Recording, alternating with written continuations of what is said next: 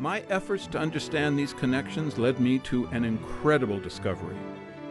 Christianity had been invented by a little-known family of Roman Caesars, the Flavians, and they left us documents to prove it.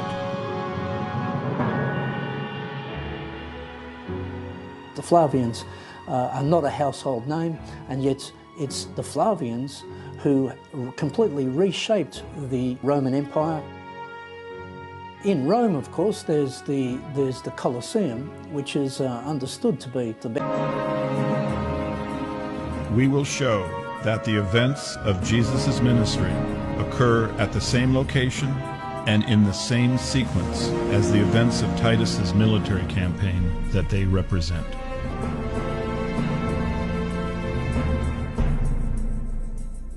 The Gospels were deliberately linked to the history of the Flavian military campaign written.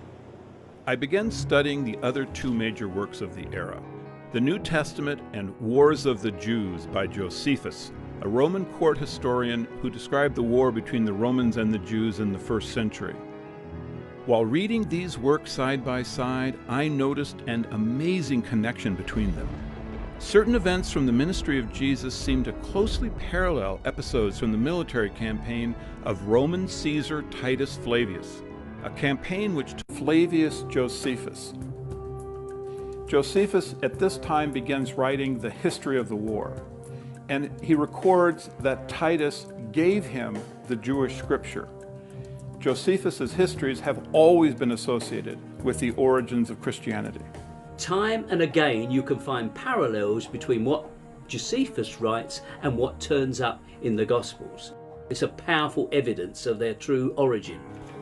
In reading the works of Josephus side by side with the Gospels, scholars have noticed parallels between the two works. It appears as though the history of Josephus records events. The Flavians were proud of their invention and encoded into the Gospels a message to posterity. All of the events of Jesus' ministry were created as symbolic representations of the Flavians' military campaign through Judea.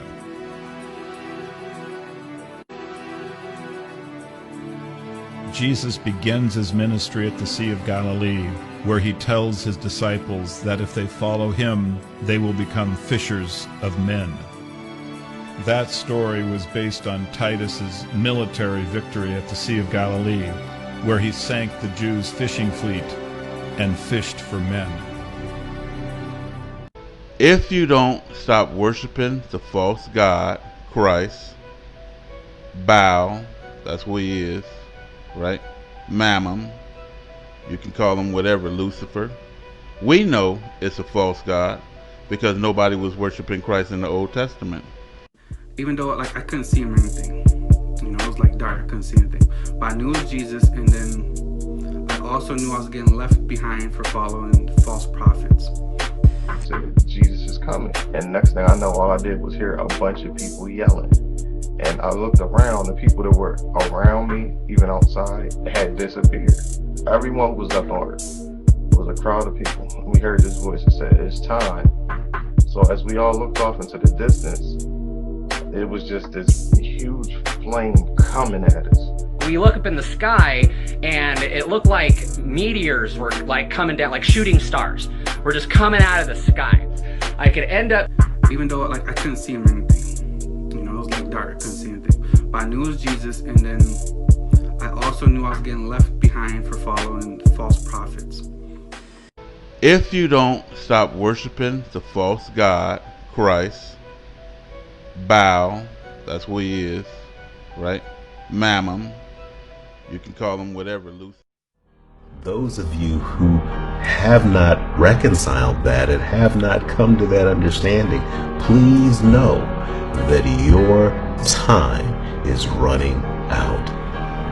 Your time is running out.